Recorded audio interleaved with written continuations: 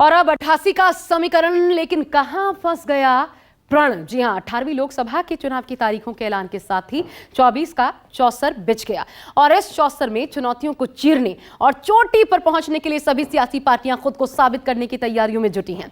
इस बार यानी 2024 लोकसभा चुनाव में पार्टी बनाम पार्टी नहीं बल्कि गठबंधन बनाम गठबंधन की लड़ाई है, यानी एनडीए बनाम इंडिया की लड़ाई। और दोनों में एक पेंच फंसा है। यह पेंच है सीट शेयरिंग का, जो चुनावी तारीखों के ऐलान के साथ ही पूरी तरह से सुलझ नहीं पाया है। दोनों गठबंधन में सबसे ज्यादा गुत्थी दो राज्यों में उलझी दिखाई दे रही है, बिहार और महाराष्ट्र। इन दो राज्यों की 88 लोकसभा सीटों के लिए दोनों की टीमों ने फॉर्मूला तो तय कर लिया है, लेकिन उसमें मुश्किलें बहुत है। आइए आपको दिखाते हैं क्या है 88 सीटों का सियासी समीकरण और कहां कहां फंसा है गठबंधन धर्म का प्रण। सीट शेयरिंग पर माथापच्ची, किसे कितनी सीटें मिलेंगी, एनडीए इंडिया कौन भारी, वोटर किसका बनेगा साथी। 148 सीटों का समीकरण, बिहार महाराष्ट्र का। देश को राजनीति का ककहरा सिखाने वाली बिहार की धरती पर राजनीतिक घमासान तेज हो गया।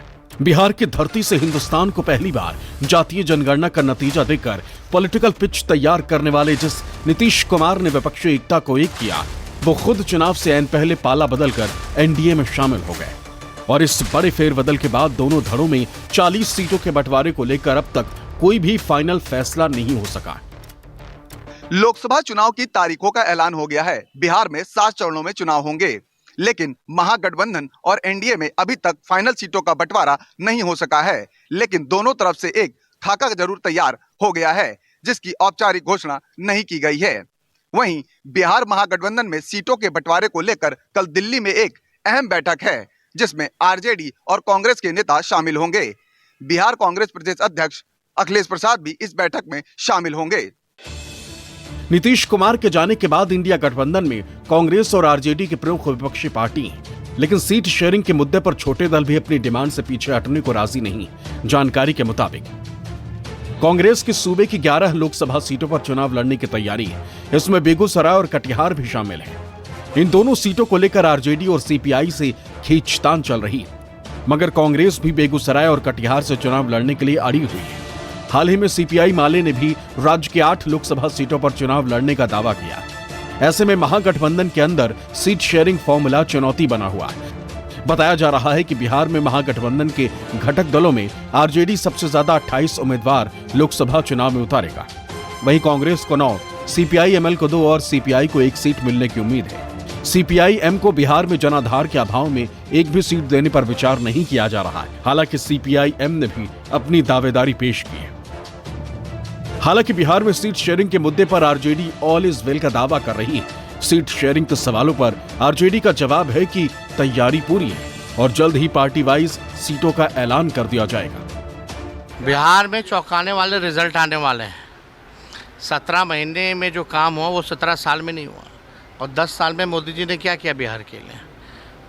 ना स्पेशल राज्य का दर्जा दिया, ना चीनी मिल चालू कराई, ना कारखाने दिए, ना महंगाई कम की, कुछ तो किया नहीं। उल्टा जब सरकार में आए हैं तो पेपर लीक करा दिया। सब लोग इंडिया गठबंधन 40 सीट पे लड़ेगा। देखिए, बिहार में महागठबंधन इंडिया गठबंधन में सीट शेयरिंग का फार्मूला तय हो गया है और कौन उम्मीदवार किस लोकसभा क्षेत्र से होंगे, इसके नामों की घोषणा और सीट शेयरिंग की घोषणा बहुत जल्द कर दी जाएगी और एनडीए से पहले कर दी जाएगी। हमारे यहाँ सब चीज़ तय है। अब कुछ ही दिनों में इसका ऐलान कर दिया जाएगा। तो दावे तो यही किए जा रहे हैं कि सब कुछ तय है, सब कुछ दुरुस्त है। बिहार में सीटों की संख्या को लेकर मसला भले ही सुलझ जाए, लेकिन कौन सी पार्टी किस सीट पर चुनाव लड़ेगी, इसे लेकर मामला अब भी उलझा हुआ है। और जो जानकारी मिल रही है, जो खबरें निकल कर सामने आ रही हैं, उसके मुताबिक आइए आपको बताते हैं। शुरुआत कांग्रेस से कर लेते हैं, जहां हमने आपको बताया कि 9 सीटें, हालांकि कांग्रेस 11 सीटों की मांग कर रही है। देखिए, कांग्रेस को भागलपुर, पटना साहिब, औरंगाबाद, इसके अलावा सासाराम, नरकटियागंज, कटिहार, किशनगंज, मुजफ्फरपुर, वैशाली सीटें मिल सकती हैं, इसकी संभावना है। जबकि अगर पूर्णिया सीट की बात कर ली जाए तो यहां देखिए, पूर्णिया सीट को कांग्रेस के कोटे में देकर राजेश रंजन उर्फ पप्पू यादव के लिए छोड़ा जा सकता है। जी हां, पप्पू यादव उनके कोटे से हो सकता है कि चुनाव लड़ लें। इधर ये भी जान लीजिए, कांग्रेस की जब बात हो रही है तो और क्या डिमांड्स कांग्रेस की तरफ से क्योंकि रखी जा रही है, ये महत्वपूर्ण हो जाता है। कांग्रेस ने मधुबनी, मोतिहारी, पश्चिमी चंपारण, समस्तीपुर सीट के लिए भी अपनी दावेदारी पेश कर दी है। अब यहां पर दूसरी अन्य पार्टियों की भी बात कर लेते हैं। सीपीआईएमएल, इनकी अगर आप बात करें तो देखिए सीपीआईएमएल की इनकी तरफ से आरा, काराकाट, इसके अलावा सिवान, जहानाबाद, कटिहार सीट के लिए दावेदारी पेश की गई है। दावेदारी तो की गई है, लेकिन अब जो सीपीआईएमएल को 5 में से 2 सीटें दी जा सकती हैं। दावा 5 का, लेकिन 2 ही सीटें कौन कौन सी, आरा और काराकाट, ये सीट दी जा सकती है अभी तक की इंफॉर्मेशन के मुताबिक। वहीं आपको ये भी बता दें, अब सीपीआई की बात कर लेते हैं। सीपीआई ने बेगूसराय, नवादा, मधुबनी, बांका संसदीय सीट की मांग उठाई है। उनको ये सीटें चाहिए, लेकिन यहां पर दिक्कत, पेच कहां फंस रहा है वो देखिए।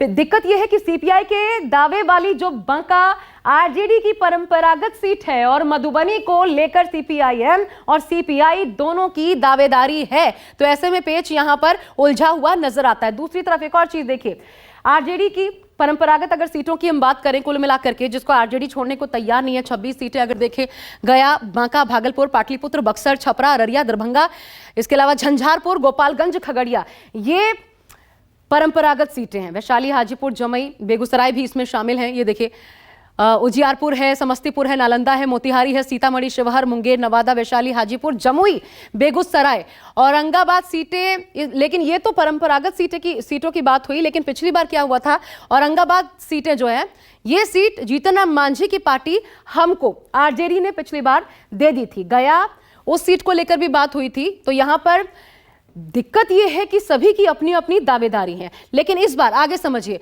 आरजेडी औरंगाबाद सीट कांग्रेस और आरा सीट सीपीआईएमएल को दे सकती है, जो अंदर खाने खबरें निकलकर आ रही हैं। साथ ही साथ आरजेडी और कांग्रेस के बीच भागलपुर, पश्चिमी चंपारण, समस्तीपुर, वैशाली को लेकर चर्चा चल रही है, ऐसी भी खबरें हैं। अंतिम चरण में है ये बातचीत, ये भी कहा जा रहा है, पेच जरूर है। अब इसको कितना दुरुस्त तरीके से सुलझा लिया जाता है, क्योंकि आगे मिलकर प्रचार भी करना है, चुनाव भी लड़ना है, ये देखने वाली बात है। लोकसभा चुनाव को लेकर देश भर में राजनीतिक सरगर्मी बढ़ गई। बिहार में सीट शेयरिंग को लेकर एनडीए में भी हलचल तेज है। इसी सिलसिले में सीएम नीतीश कुमार ने जेडीयू के वरिष्ठ नेता संजय झा और ललन सिंह के साथ मंथन किया। इस बैठक के बाद जेडीयू की ओर से 2 टूक बयान है। सीएम नीतीश कुमार से मुलाकात के बाद मुख्यमंत्री आवास से बाहर निकलने के बाद जेडीयू के वरिष्ठ नेता संजय झा ने कई बातें साफ कर दी। उन्होंने कहा कि अभी सीट शेयरिंग को लेकर मंथन का दौर जारी है, जल्द ही पूरे मामले की जानकारी प्रेस को दी जाएगी। उन्होंने कहा कि सीट बंटवारे पर जल्द ही अंतिम निर्णय ले लिया जाएगा। As far as seat sharing is concerned, वो फाइनल स्टेज में है और in a day or two you will have all the details about the seats, कौन कहाँ क्या लड़ रहा है, तो कहीं कोई समस्या नहीं है। बिहार में नीतीश कुमार के एनडीए में शामिल होने के बाद एनडीए में सीट शेयरिंग को लेकर घमासान होने की उम्मीद जताई जा रही थी। इंडिया गठबंधन ने तो बीजेपी मोर्चे में सिर्फ टव्वल तक का ऐलान कर दिया, लेकिन खबर आ रही है कि एनडीए ने बिहार की 40 सीटों के लिए सीट बंटवारे का फॉर्मूला तय कर लिया। बिहार में मौजूद एनडीए के घटक दलों के दिल्ली में हाजिरी की तस्वीरों और मुलाकात के बाद सामने आए नतीजों ने ऐलान कर दिया कि बिहार में सब ऑल इज वेल है और गठबंधन पूरी मजबूती के साथ दिल्ली फतेह करने के लिए तैयार है। सीटों के मुद्दे पर चल रहे मंथन को लेकर बुधवार को चिराग पासवान ने बीजेपी अध्यक्ष जेपी नड्डा से मुलाकात की और सीटों पर बात बनने का ऐलान कर दिया। आज जब सीटों का बंटवारा हो चुका है, गठबंधन का स्वरूप पूरी तरीके से तैयार हो चुका है, मुझे लगता है बहुत जल्द गठबंधन के तमाम साथी वो सब एक साथ बैठकर न सिर्फ सीटों की बल्कि सीटों का चयन भी हो चुका है, उसकी भी घोषणा हम सब साथ मिलकर करेंगे। सूत्रों से मिल रही जानकारी के मुताबिक एनडीए ने बिहार की 40 सीटों के लिए जो फॉर्मूला तय किया है, उसके मुताबिक बीजेपी ने चिराग पासवान की एलजेपीआर को 5 सीटें दी, वहीं उपेंद्र कुशवाहा की आरएलएसपी को 1 और जीतन राम मांझी की हम को 1 सीट दी गई। वहीं बिहार में बीजेपी 17 सीटों पर तो एनडीए में शामिल हुए नीतीश की पार्टी जेडीयू 15 सीटों पर उम्मीदवार उतारेगी। एनडीए ने सबसे बड़ा झटका चिराग के चाचा पशुपति पारस को दिया, जिन्हें कोई सीट नहीं दी गई। हालांकि अभी तक एनडीए की तरफ से सीटों के बंटवारे का औपचारिक ऐलान नहीं किया गया, लेकिन एनडीए में शामिल जेडीयू और दूसरी पार्टियां एक तरफ जल्द ही सीटों के बंटवारे का ऐलान होने की बात कर रही हैं, तो वहीं इंडिया गठबंधन में दरार और विपक्ष की हार का भी दावा कर रही हैं। देश के अंदर इंडिया गठबंधन का जो अलायंस है और जिस ढंग से क्षेत्रीय पार्टियां और राष्ट्रीय कांग्रेस पार्टी के बीच अंतर्विरोध है, तो स्वाभाविक है सबके मुद्दे अलग अलग हैं, सबका कुनबा अलग अलग है, सबकी नीति अलग अलग है। तो न नीति है, न नेता है, न नीयत है। तो विभाजन तो जब इंडिया गठबंधन में ही है, मुद्दों पर ही विभाजन है, तो विभाजन तो इनकी बुनियाद है। सीट शेयरिंग सही समय पर आप लोगों को बता दिया जाएगा। सीट शेयरिंग की भी औपचारिकता जो होती है पूरी कर गई है, सिर्फ ऐलान बाकी है।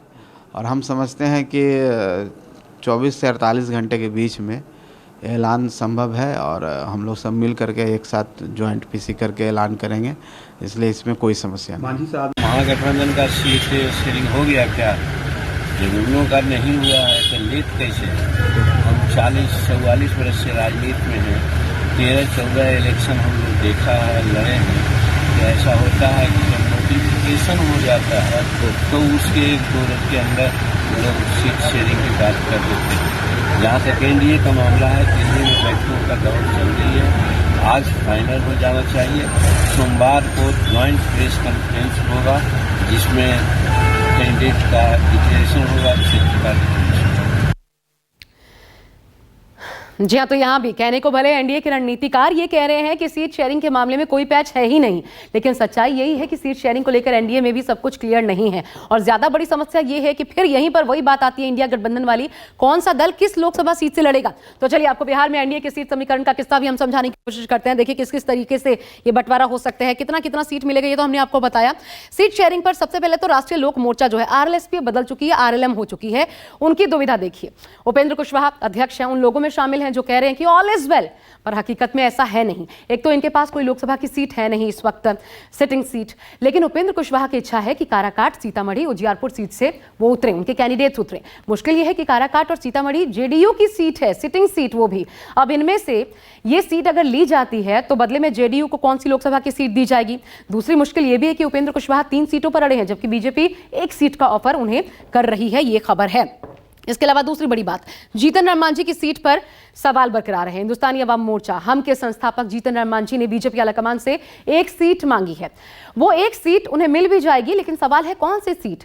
गया लोकसभा जेडीयू की दरअसल यहां भी सिटिंग सीट है। अब जेडीयू से लेकर गया सीट अगर हमको दी जाती है तो फिर बदले में जेडीयू को कौन सी सीट दी जाएगी और क्या जेडीयू इसके लिए तैयार होगी। तीसरा देखिए, मुकेश सहनी, उनकी नाराजगी तो खूब बढ़ चढ़कर सामने आ रही थी। चुनाव में मुकेश सहनी फैक्टर इनका क्या होगा। एनडीए के लिए मुकेश सहनी भी एक फैक्टर है। मुकेश सहनी ने कुछ दिन पहले ये कहकर एनडीए की धड़कन भी बढ़ाई थी कि वो अकेले सीट जीते ना जीते पर खेल तो जरूर बिगाड़ सकते हैं दूसरों का। तो बीजेपी के रणनीतिकार उन्हें 1 सीट देकर संतुष्ट करना चाहते हैं, पर मुकेश सहनी 1 से ज्यादा सीटों पर अपनी ताकत दिखाना चाहते हैं। ऐसे में बीजेपी के रणनीतिकार उन्हें कैसे एडजस्ट करते हैं ये देखना होगा। ये मुकेश सहनी की बात हुई, लेकिन यहां देखिए 2 पाड़ एलजेपी बढ़ाएगी एनडीए की मुसीबत। अब यहां पर लगभग क्लियरिटी सामने आ चुकी है। एलजेपी रामविलास के अध्यक्ष चिराग पासवान का दावा है उन सभी सीटों पर जो 2019 की लोकसभा में उन्होंने जीती थी। इसमें बीजेपी का एक पेच भी शामिल है। यहां अमित शाह ने बहुत पहले यह कहा था कि नवादा से बीजेपी अपने उम्मीदवार उतारना चाहती है। ऐसे में नवादा के बदले चिराग पासवान ने जहानाबाद लोकसभा सीट की डिमांड कर डाली है। दूसरी मुश्किल यह है कि जहानाबाद जेडीयू की सिटिंग सीट है। अब जहानाबाद सीट पर जेडीयू दावा छोड़ती है नहीं, ये बड़ा सवाल होगा और वो भी देखना होगा कि चिराग पासवान की पार्टी के लिए तो गठबंधन धर्म का पालन भी और साथ साथ चुनाव भी लड़ना है। अब आइए, बिहार देश का सबसे महत्वपूर्ण राजनीतिक तौर पर देखा जाए तो यहां से दिल्ली में कौन राज करेगा पटकथा लिखी जाती है। ये वो राज्य है जो देश में किसकी सरकार बनेगी उसकी दशा दिशा तय करने में बहुत महत्वपूर्ण भूमिका निभाती है। और यही वजह है कि इन दिनों बिहार देश की राजनीति का केंद्र बना हुआ है। पहले प्रधानमंत्री मोदी, अब अमित शाह बिहार के दौरे पर हैं। उन्होंने ओबीसी महासम्मेलन में शिरकत की, संदेश दिया बीजेपी पिछड़ों के साथ खड़ी है। हालांकि सिर्फ एनडीए ही नहीं, आपको बता दें इंडिया गठबंधन, जी हां, इंडिया गठबंधन भी लगातार ओबीसी को साधने में, उनको रिझाने में लगा हुआ है और बहुत महत्वपूर्ण रहा जातीय जनगणना जो करवाई गई। कारण है बिहार में उसका दबदबा होना ओबीसी का। ऐसे में क्या कहता है बिहार का जातीय समीकरण, चलिए ये भी आपको दिखा देते हैं, क्योंकि यहां से जो बयार बही है वो पूरे देश में देखने को मिल रही है। पिछड़ा वर्ग की बात करें तो इनकी तादाद है 63% से ज्यादा। पिछड़ा वर्ग, इनकी आबादी, ओबीसी की आबादी आती है। बिहार की 13 करोड़ से अधिक की आबादी में सबसे बड़ी हिस्सेदारी वाली ये कैटेगरी है पिछड़ा वर्ग की। आपको बता दें इसमें भी अति पिछड़ा की अगर बात की जाए 63 में थे तो वो अति पिछड़ा 36%।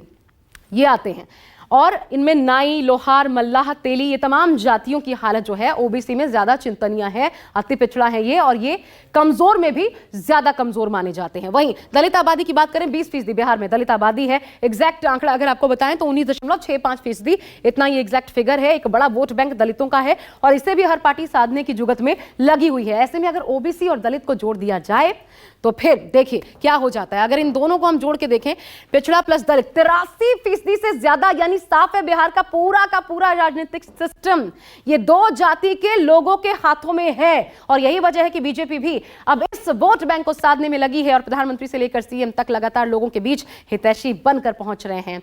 वहीं अब अगर आगे बढ़ते हुए अनुसूचित जनजाति की बात कर लें, ट्राइब्स की बात अगर आप कर लें तो बहुत कम है मार्जिन, 2% के करीब ये आते हैं। राज्य की कुल आबादी में सबसे कम आदिवासी तबके की यही तादाद देखने को मिलती है।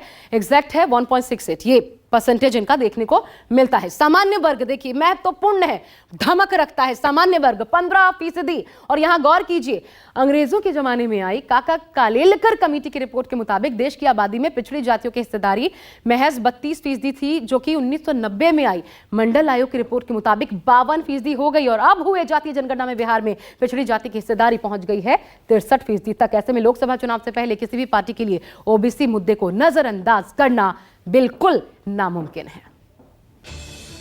बिहार के साथ साथ महाराष्ट्र में भी इंडिया गठबंधन सीटों का बंटवारा फाइनल होने का दावा कर रहा है। जानकारी के मुताबिक मुंबई में शनिवार को हुई बैठक में उद्धव ठाकरे गुट की शिवसेना, कांग्रेस, शरद पवार के एनसीपी के बीच 22, 16 और 10 फॉर्मूला तय हो गया। फॉर्मूले के मुताबिक ठाकरे गुट के लिए 22 सीटें, कांग्रेस के लिए 16 सीटें और एनसीपी शरद पवार गुट के लिए 10 सीटें छोड़ने का फैसला किया गया। उद्धव ठाकरे गुट ने 23 सीटों को लेकर दावा किया था, लेकिन अब बैठक में ठाकरे गुट को 22 सीटें देने का फैसला किया गया। जानकारी सामने आ रही है कि महाविकास अघाड़ी ने वंचित को 4 सीटों का प्रस्ताव दिया और यह प्रस्ताव अभी भी कायम है। वंचित महाविकास अघाड़ी को प्रस्ताव पर विचार करने के लिए 2-3 दिन का समय भी दिया गया। जानकारी के मुताबिक कांग्रेस सांगली सीट पर जोर दे रही है। कोल्हापुर और सांगली सीट को लेकर दुविधा थी। कांग्रेस कोल्हापुर की सीट के साथ साथ सांगली सीट भी मांग रही थी। दूसरी ओर से इन दोनों सीटों पर ठाकरे गुट ने दावा किया था, लेकिन शनिवार को हुई बैठक में इन सीटों को लेकर भी स्थिति साफ होने का दावा किया जा रहा है। उद्धव ठाकरे वाली शिवसेना के पास वाली रामटेक सीट कांग्रेस को दी जा रही है और सांगली सीट ठाकरे समूह के लिए छोड़ी गई। महाराष्ट्र में इंडिया गठबंधन रविवार को ही सीट शेयरिंग के फैसले को सार्वजनिक करने वाली थी, लेकिन महाराष्ट्र में राहुल गांधी की भारत जोड़ो न्याय यात्रा का अंतिम दिन होने की वजह से यह ऐलान सोमवार या मंगलवार को होने की संभावना जताई गई। देखिए, हमारा फैसला हो गया है। ये बीजेपी की लिस्ट क्या है वो छोड़ दीजिए। महाविकास आघाड़ी का सीट शेयरिंग का फॉर्मूला नहीं है। पूरी सीट शेयरिंग 48 सीट 48 सीटों की हो गई है। आज राहुल जी की सभा है, रैली है, तो आज शायद टाइम नहीं मिलेगा, तो हम तीनों पार्टी के नेता एक साथ आकर सीट शेयरिंग का जो घोषणा है वो कर देंगे। एक तरफ कांग्रेस पार्टी गठबंधन का संदेश दे रही है, वहीं दूसरी तरफ रार की खबरों ने महाराष्ट्र की सियासत में सब कुछ ठीक नहीं होने की दीवार से खड़ी कर दी। वहीं दूसरी तरफ बीजेपी है, जिसमें एनडीए के नेता तो कह रहे हैं कि गठबंधन बहुत हद तक तय माना जा रहा है, लेकिन यहां भी पेच फंसा हुआ नजर आता है। महाराष्ट्र के 48 लोकसभा सीटों में से बीजेपी 34 सीटों को अपने पास रखना चाहती है और बीजेपी ने 20 सीटों पर अपने कैंडिडेट उतार भी दिए हैं। बची हुई 28 सीटों में से बीजेपी 10 सीटें शिंदे की शिवसेना और 4 अजित पवार के एनसीपी के लिए छोड़ेगी। अजित पवार का कहना है कि सीट शेयरिंग पर 80% चर्चा पूरी हो गई। कुछ सीटों पर अभी तक असहमति है, उस पर चर्चा जारी है। माहौल चुनावी है, लोकसभाकरण तेजी से आगे बढ़ रहा है। हालांकि कुछ राज्यों में सीटों के बंटवारे का फॉर्मूला अभी तक तय नहीं हो सका है, लेकिन महाराष्ट्र के लिए एनडीए अपनी ताकत दिखाने में पीछे नहीं। ऐसा कह सकता हूँ कि 80% तक सारे मसले हमारे हल हुए हैं। हाँ, 20% अभी बाकी है जिस पर हमारी बातचीत चल रही है, लेकिन मेरा विश्वास है कि वो मसले भी हम हल करेंगे और एक अच्छा अलायंस हम लोग तैयार करेंगे। ऐसे में महाराष्ट्र की गुत्थी पहले कौन सुलझा पाएगा? एनडीए में सीट शेयरिंग को लेकर लगातार बातचीत चल रही है। गृह मंत्री अमित शाह के साथ महाराष्ट्र के नेताओं की 2 दिन तक लंबी बैठक चली, लेकिन हल नहीं निकला। और अब जब चुनाव की तारीखों का ऐलान भी हो चुका है, ऐसे में दोनों गठबंधन तेजी से सीटों के समीकरण की समस्या को सुलझाने में जुट गए। Bureau report, news 24।